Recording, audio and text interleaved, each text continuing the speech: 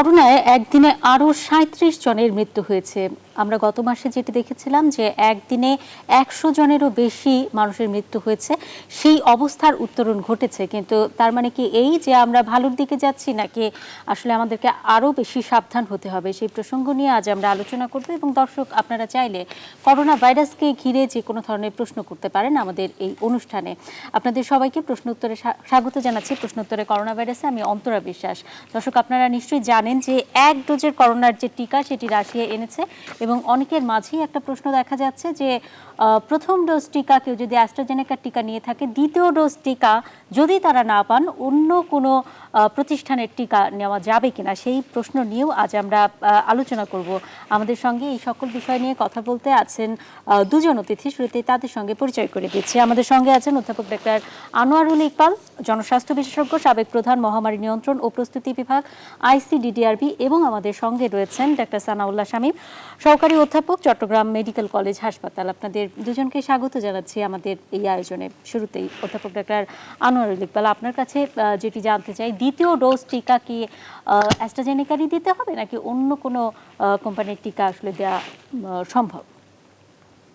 জি, ধন্যবাদ এবং নিউজ 24 সমস্ত দর্শকদের শুভেচ্ছা জানিয়ে বলছি, দেখেন এই বিষয়টা নিয়ে কিন্তু এখন সারা বিশ্বে কিন্তু একই জিনিস নিয়ে কথাবার্তা চলছে। আমাদের দেশেও কিন্তু একটা কমিটি করে দেওয়া হয়েছে, তাদের সিদ্ধান্ত মতে আপনার একই ডোজের টিকাই দিতে হবে। মানে অ্যাস্ট্রাজেনেকা যদি আপনি ফার্স্ট ডোজ নেন, সেকেন্ড ডোজটা কিন্তু আপনার অ্যাস্ট্রাজেনেকা নেওয়ার কথাই বলা হচ্ছে। কিন্তু আমি আপনাকে একটা উদাহরণ দিয়ে বলি, যেমন আমি চট্টগ্রামে যাচ্ছি, আমি কিন্তু প্লেনেও যেতে পারি, আমি কিন্তু বাসেও যেতে পারি, আমি কিন্তু ট্রেনেও যেতে পারি, আমার গন্তব্য কিন্তু হচ্ছে চট্টগ্রাম। ঠিক আছে, এখন আপনি দেখেন আসলে কি এক একটা ভ্যাকসিনের টেকনোলজি কিন্তু এক এক রকম, এক ধরনের তৈরি হয় নাই, সেই কারণেই কিন্তু আমাদের বিশেষজ্ঞরা এগুলো না করছেন। ঠিক আছে, কিন্তু আমি আপনাকে বলছি যেমন অ্যাস্ট্রাজেনেকা, স্পুটনিক এবং জনসন এন্ড জনসন, এই তিনটা কিন্তু এক টেকনোলজির, এটাকে বলে রিকম্বিনেন্ট। আবার ওদিকে ফাইজার এবং মডার্না, এরা mRNA ভ্যাকসিন, এটা আরেক টাইপের। এবং আমাদের যে চাইনিজ যে ভ্যাকসিনটা, সেই ভ্যাকসিনটা মেজরিটি মানে কয়েকটা ভ্যাকসিনই, তো ওদের প্রায় 4টা ভ্যাকসিন, 3টা ভ্যাকসিনই আপনার কিল্ড ভ্যাকসিন, যেটাকে বলে ইনঅ্যাক্টিভেটেড ভ্যাকসিন।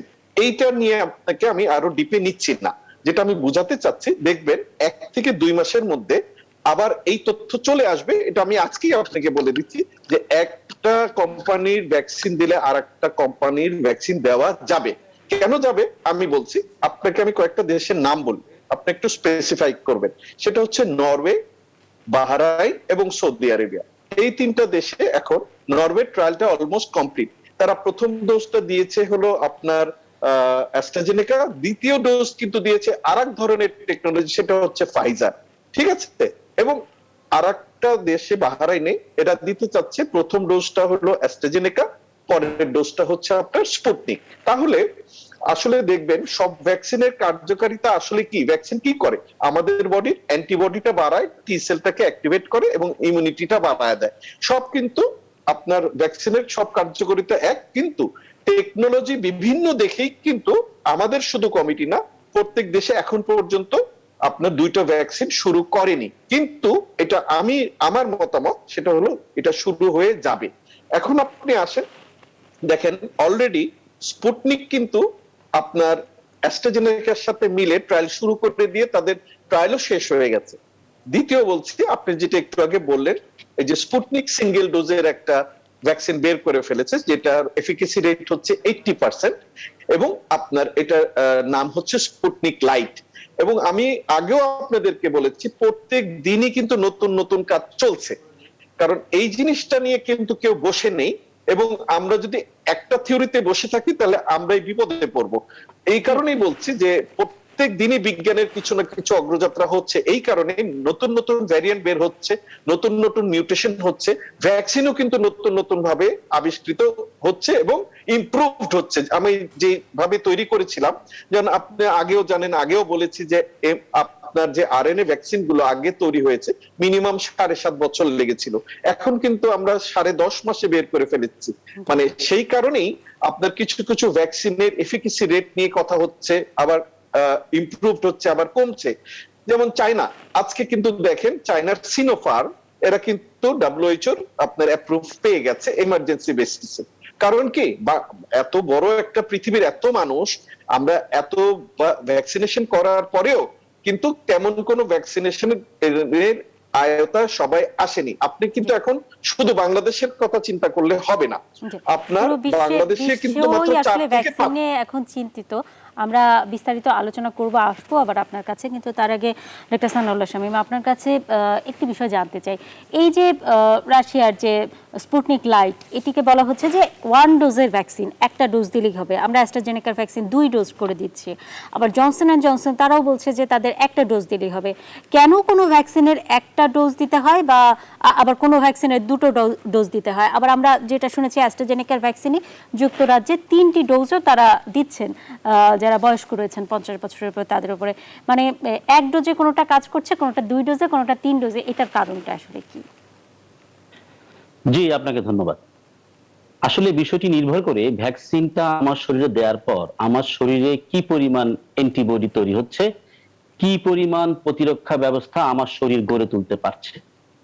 অনেক সময় দেখা যায় কিছু কিছু ভ্যাকসিন আছে আমরা 5টাও দেই, যেমন ধনুষ্টঙ্কারের আমরা প্রায় 5টাও দিতে হয়। কিছু কিছু টিকা আছে আমরা টাইফয়েডের জন্য এক সময় একটা করে দিতাম। এটা নির্ভর করে যে সেই ভ্যাকসিনটা আমার শরীরে কতটুকু অ্যান্টিবডি তৈরি করতে পারবে। এখন যদি ট্রায়াল সেটা প্রমাণ করে যে কোনো ভ্যাকসিন একটা দেওয়ার পরে পর্যাপ্ত অ্যান্টিবডি সেই শরীরে তৈরি হয়েছে, তাহলে সে একটা দিবে। আর কেউ যদি মনে করে যে প্রত্যাশিত অ্যান্টিবডি, প্রত্যাশিত প্রতিরক্ষা ব্যবস্থার মধ্যে মাত্র হাফ তৈরি করেছে, তাহলে তাকে 2টো দিতে হবে। এভাবে 2টো, 3টে, 4টা, 5টাও দেওয়া যেতে পারে। তবে তারা নিশ্চয়ই ট্রায়াল করেছে এবং ট্রায়াল লব্ধ ফলাফলের উপর ভিত্তি করেই তারা সেটা বলছে। এবং সবকিছু আসলে আমরা তখনই বেশি আমলে নেই যখন সেটা বিশ্ব স্বাস্থ্য সংস্থা সেটাকে অনুমোদন করে। আমাদের স্পুটনিককে কিন্তু এখনো বিশ্ব স্বাস্থ্য সংস্থা কিন্তু সেভাবে জরুরি ভিত্তিতে প্রয়োগ করার জন্য কিন্তু এখন অনুমোদন করেনি। তারপরে পৃথিবীর বিভিন্ন দেশে সেই জিনিসটাকে অবজ্ঞা করেও কিন্তু তারা কিন্তু সেটা ব্যবহার করছে এবং তারা ভালো রেজাল্ট কিন্তু পাচ্ছে। সেই পথেই কিন্তু আমরা এখন হাঁটছি স্পুটনিকের দিকে। জি, তার মানে আসলে কতটুকু অ্যান্টিবডি তৈরি হচ্ছে সেটার উপরেই নির্ভর করছে 1 ডোজ নাকি 2 ডোজ। ডাক্তার আনোয়ারুল ইকবাল, আপনার কাছে যেটি জানতে চাই যে তার মানে কি যেগুলো 1 ডোজের টিকা সেগুলো অনেক বেশি ভালো? আপনি অবশ্য বলছিলেন যে 80% এফিকেসি রেট এই স্পুটনিক লাইটের। জনসন অ্যান্ড জনসনের আসলে কি অবস্থা? মানে এগুলো 1 শট কেন নিতে হচ্ছে? জি জি, আমি বলে দিচ্ছি। আসলে ওনার সাথে আমি একটু অ্যাড করে দিই। এটা টেকনোলজির উপর ডিপেন্ড করে আপনি কিভাবে ভ্যাকসিনটা তৈরি করছেন, নট অনলি অ্যান্টিবডি। ঠিক আছে, যেমন ফাইজারের ডাবল ডোজ নিলে আপনি 95% পর্যন্ত এফিকেসি পাবেন। জনসন এন্ড জনসনের কিন্তু আপনার এতখানি এফিকেসি রেট নাই, কিন্তু তার টেকনোলজিটাই এইটাই যে তার একটা ডোজে তার পুরা কাজটা করবে। যেমন স্পুটনিক লাইট যেটা, সেটাও কিন্তু 80% এফিকেসি। এটা হচ্ছে বুস্টার ডোজের সিস্টেম যারা করেছে তারা 2 ডোজের কথা বলেছে। 2 ডোজ বা 1 ডোজে কোনো অ্যাডভান্টেজ বা ডিসঅ্যাডভান্টেজ নাই, বাট এখন যেহেতু মহামারীটা এত বেশি আকারে যাচ্ছে, তখন আমরা ভাবছি যে সিঙ্গেল ডোজ দিতে পারলে আমাদের ইজিয়ার হবে। বাট ওষুধ যেমন মনে করবেন, কোন কোন ওষুধে থাকে 5 মিলিগ্রাম, আবার কোন কোন ওষুধে থাকে 2 মিলিগ্রাম। হ্যাঁ, কিন্তু ওই ওষুধটা 2 মিলিগ্রামের জন্যই তৈরি এবং ওই ওষুধটা 5 মিলিগ্রামের জন্যই তৈরি। সুতরাং ভ্যাকসিনও তাই। ভ্যাকসিন 2টা ডোজ দেওয়া মানে যে খারাপ বা একটা ডোজ দেওয়া মানে ভালো, বাট এই মুহূর্তে 1 ডোজের ভ্যাকসিনটা ইজিয়ার দেওয়া। কারণ আমরা যেভাবে ভ্যাকসিন আনছি, আপনার 2টা করে ভায়াল আনা আর 1টা করে ভায়াল আনার মধ্যে পার্থক্য আছে, বাট এফিকেসি রেট যদি দেখেন তাহলে সবচেয়ে আগানো আছে কিন্তু ফাইজারই, 95% তার এফিকেসি রেট। তারপরে আছে কিন্তু মডার্না, ঠিক আছে, তাদের 94% এফিকেসি রেট। এটা কিন্তু আপনার ইসের উপর ডিপেন্ড করে না, এটা টেকনোলজির উপর ডিপেন্ড করে। এবং আপনি 2 ডোজের 1 ডোজের, এবং আপনি যেটা প্রশ্নটা করেছিলেন শুধু অ্যাস্ট্রাজেনেকা না, ফাইজারও বলছে তাদের 3rd ডোজ দিলে আরো ভালো। অনেক ধন্যবাদ আপনাকে। এবারে আরেকটি প্রসঙ্গে আসতে চাই, যেটি দেখা যাচ্ছে যে রাজধানীতে এবং দেশের বিভিন্ন জেলাতেও আমরা দেখতে পাচ্ছি যে অনেক মানুষ বাইরে বের হচ্ছেন। তারা এই কিছুদিন আগেও যতটা ঘরে ছিলেন এখন আসলে ততটা ঘরে নেই। মাস্ক পরার যে হার বা সংখ্যা সেটি বেড়েছে, কিন্তু যেহেতু সামনে ঈদ, কেনাকাটা বলি বা অন্য যে কোনো প্রয়োজনেই বলি অনেক মানুষ বাইরে বের হচ্ছেন, কি করা যেতে পারে? একটা সমাধানে আমরা আসতে চাই, সেই প্রসঙ্গ নিয়ে আলোচনা করব, কিন্তু ছোট্ট একটি বিরতির পর। দর্শক কোথাও যাবেন না, ফিরছে কিছুক্ষণের মাঝেই।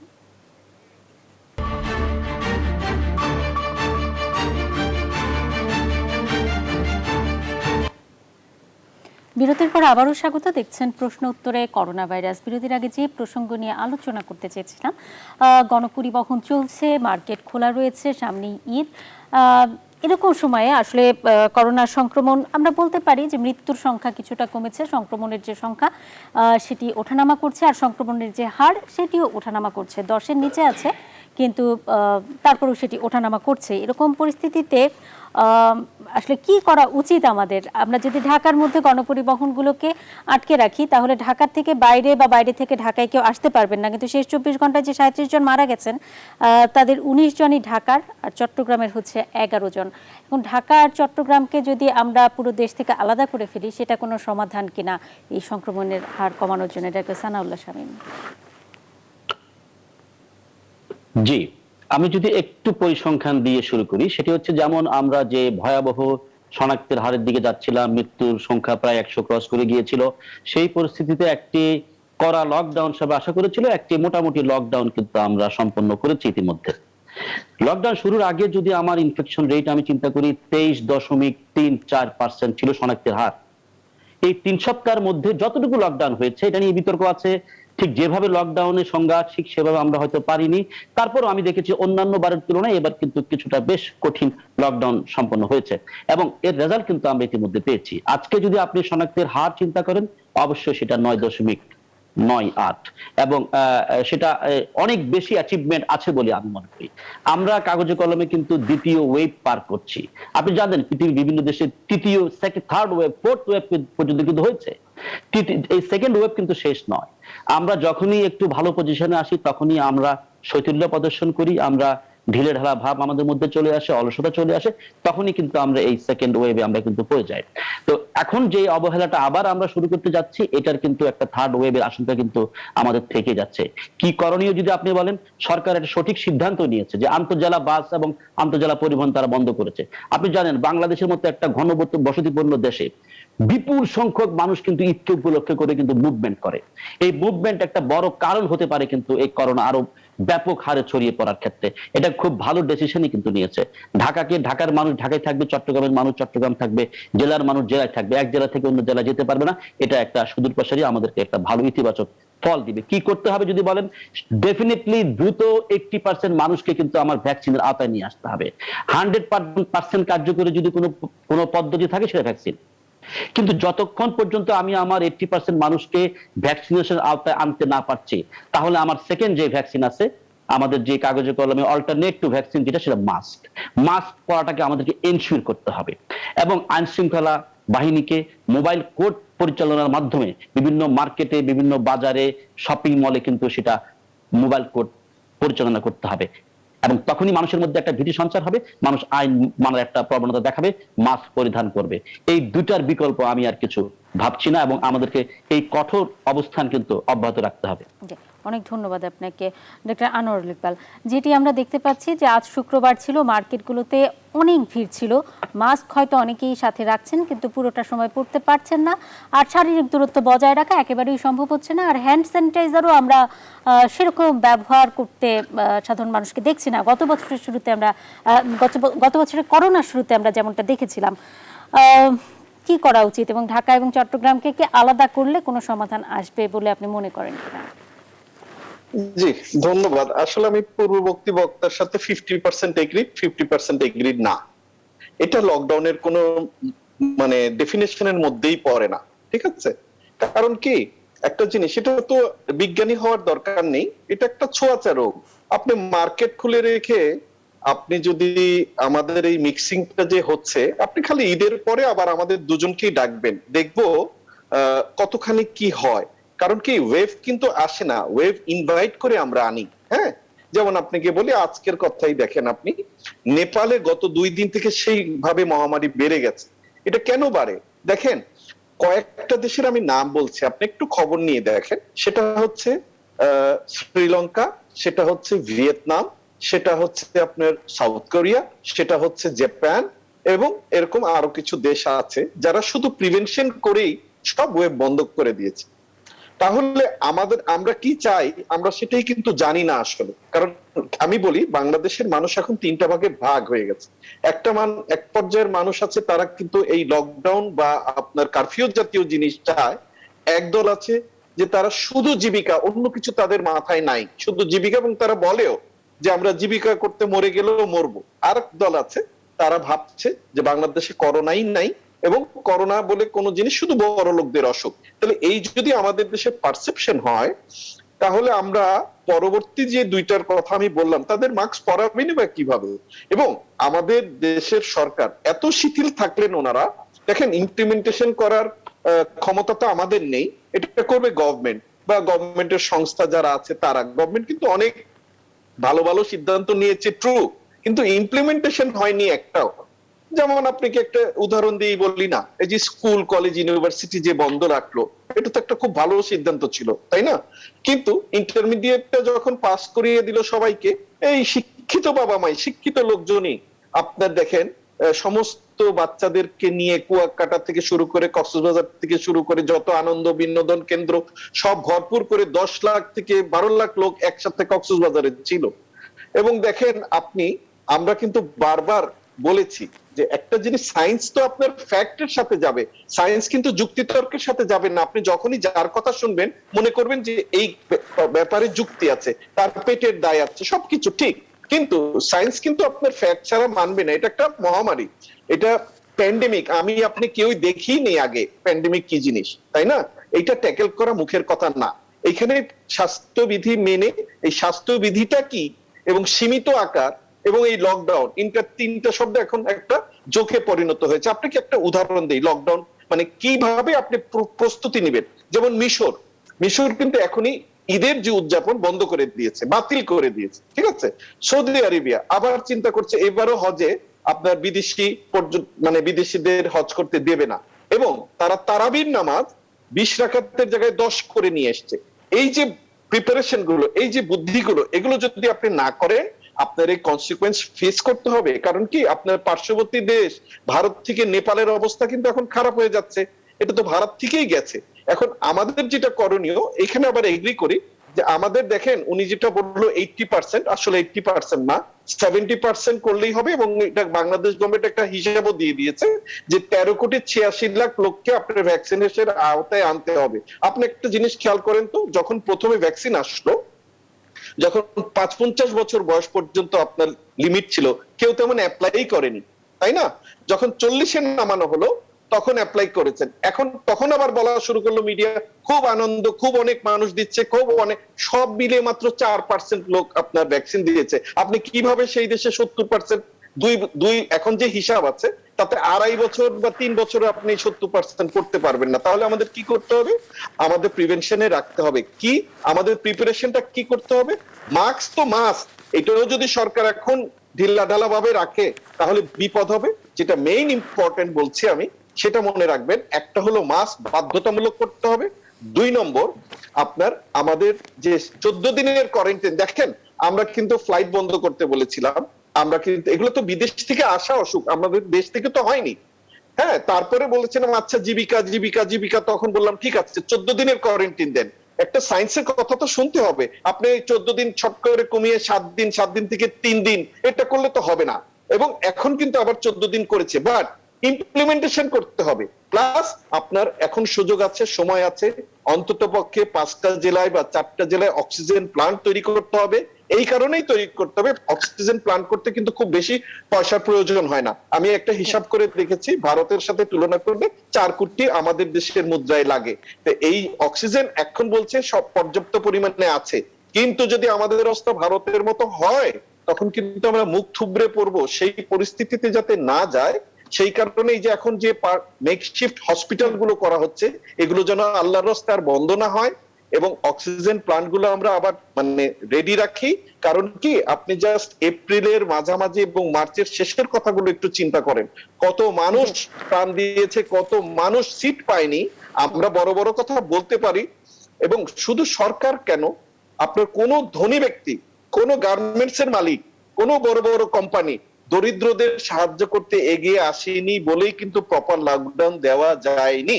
আমরা যদি শুধু প্রণোদনা শুধু গার্মেন্টস কেই দেই, প্রণোদনা শুধু বিভিন্ন বড় ধনী শ্রেণীদের, তারা খালি বলছে আমাদের লস আমাদের লস, তাহলে এত বছর যে তারা ইনকাম করেছে সেখান থেকে তো আপনার কিছু অংশ প্রধানমন্ত্রী তো সেদিন আক্ষেপ করে বললেনি আমি 10 কোটি টাকা দিলাম আপনারাও এগিয়ে আসুন, আপনারা শুনেছেন না? এই তো প্রসঙ্গ সেইখানে নিয়ে আমরা আলোচনা করব আরো, কিন্তু একটা বিরতি নেবার সময় হয়েছে। দর্শক কোথাও যাবেন না, ফিরছি কিছুক্ষণের মাঝেই। দেখছেন প্রশ্ন উত্তরে করোনা ভাইরাস।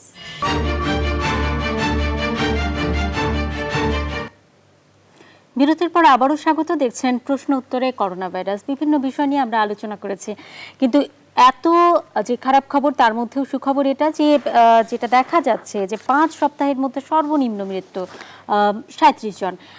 এই যে মৃত্যুর সংখ্যা আমরা কমের দিকে দেখছি, এটার একটা কারণ অবশ্যই বলা হচ্ছে লকডাউন, কিন্তু আরেকটা বিষয়ে কি আমরা আসতে পারি যে আসলে করোনা ভাইরাসের যে সংক্রমণ সেটি ধীরে ধীরে কমছে, এই কথা আমরা বলতে পারি কিনা? কারণ গত মাসে আমরা যেটি দেখেছিলাম টানা 20% ওপরে ছিল সংক্রমণের যে হার, সেটি সেখান থেকে আমরা 10%-এর নিচে এসেছি, তো এবং মৃত্যুর সংখ্যাও কমেছে। এটাকে আমরা বলতে পারি যে সংক্রমণের হার দিন দিন কমছে? ডাক্তার সানাউল্লাহ শামীম। জি, সংক্রমণের হার কমছে, মৃত্যুর হার কমছে, সেটা এমনিতে কমে নাই।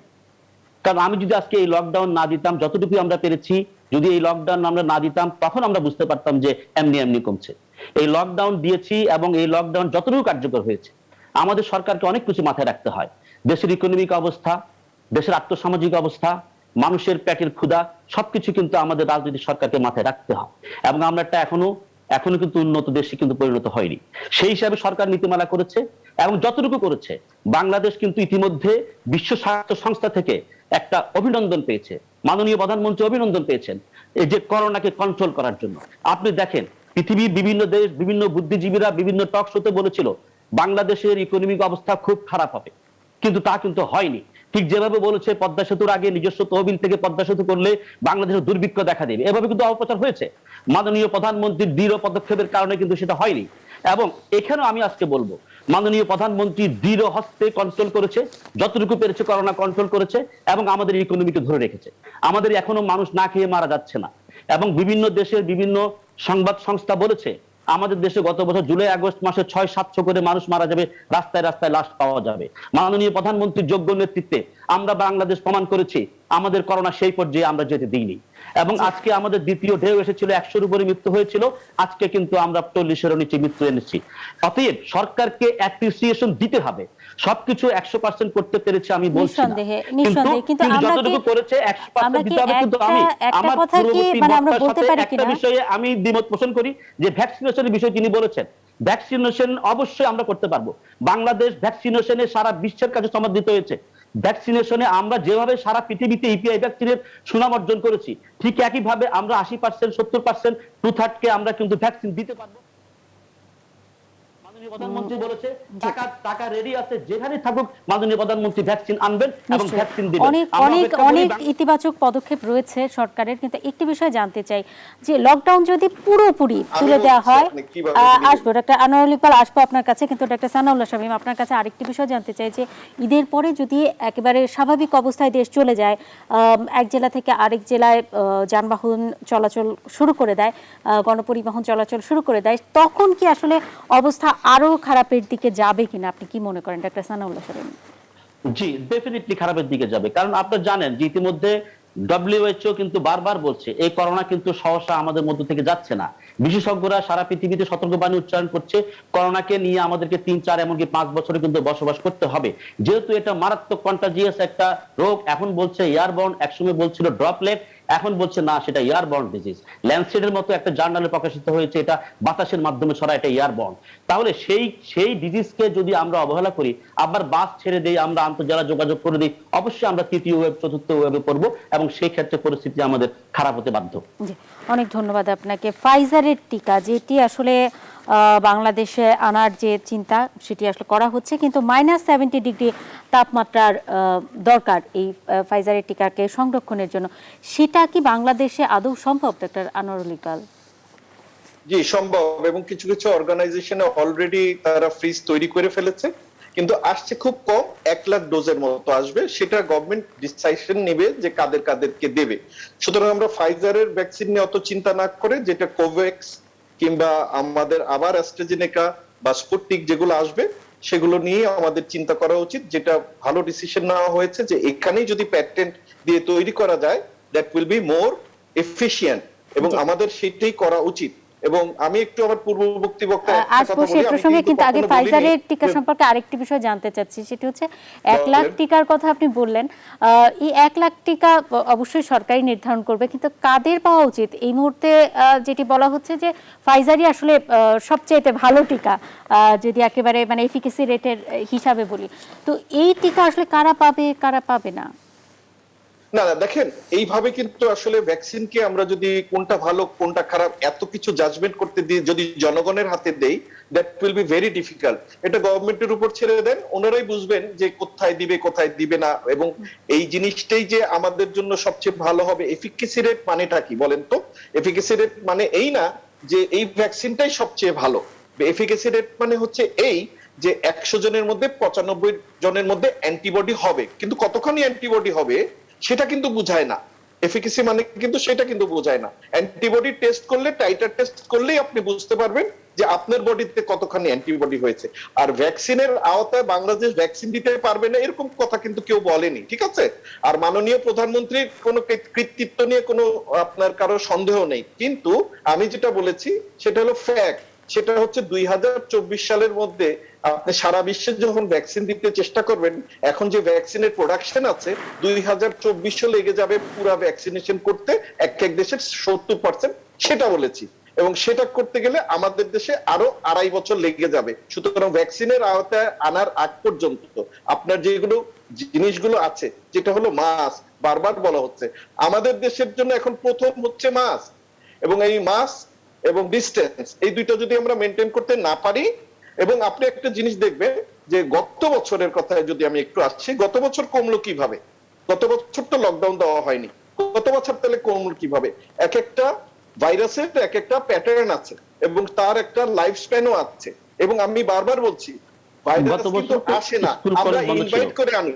আমরা কিন্তু ইনভাইট করে আনি। হ্যাঁ, যেমন দেখেন, আপনাদের যখন বলা হলো যে প্লেনের ফ্লাইট গুলো বন্ধ না করতে পারেন, জীবিকা জীবিকা জীবিকা 14 দিনের কোয়ারেন্টাইন অন্তত দেন। যে দেশগুলোকে আমরা সিলেক্ট করে দেওয়া হয়েছিল সেই দেশগুলো পরবর্তীতে দেখা গেল আমাদেরকেই ব্যান করে দিল, আমাদেরকে আটকিয়ে দিল। তো সেই জিনিসগুলো যদি আমরা আগে ভাগে করতাম। এখানে প্রথম জিনিসটা কি জানেন তো? আগে আমরা ওই যে বারবার বলি জীবন না জীবিকা, এখন দুইটা প্যারালালি আমি একটা কথা বলি।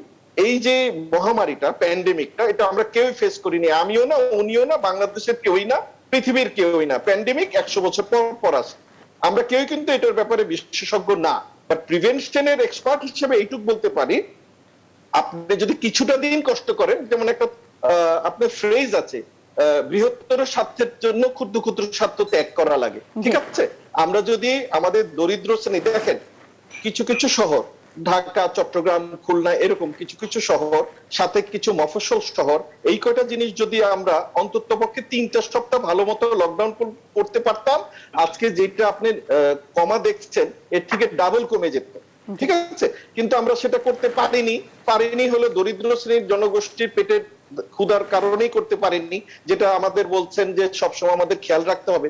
খেয়াল তো রাখতে হবে, সেই জন্যই আমি কথাগুলো বললাম যে আপনার আমাদের যে গার্মেন্টস এর মালিকরা আছেন বা বড় বড় কোম্পানি আছে, যেমন বসুন্ধরা, তারা আসলে দরিদ্রদের সাহায্য করতে পারতো এবং সেই আহ্বান বারবারই জানানো হয়েছে সরকারের পক্ষ থেকে, এবং অনেকেই জানিয়েছেন সেই আহ্বান, এবং আমরাও সেই আহ্বান জানাচ্ছি যারা দরিদ্র রয়েছেন তাদের জন্য। যারা ধনিক শ্রেণীর রয়েছেন মানুষ, তারা অবশ্যই সাহায্যের হাত বাড়িয়ে দিন। এই প্রত্যাশা নিয়ে আজকে আমরা শেষ করতে চাচ্ছি। আপনাদের দুজনকে অনেক ধন্যবাদ আমাদের আমন্ত্রণ গ্রহণ করবার জন্য, এবং দর্শক আপনাদেরকেও অনেক ধন্যবাদ এতক্ষণ আমাদের সঙ্গে থাকবার জন্য। শুভরাত্রি।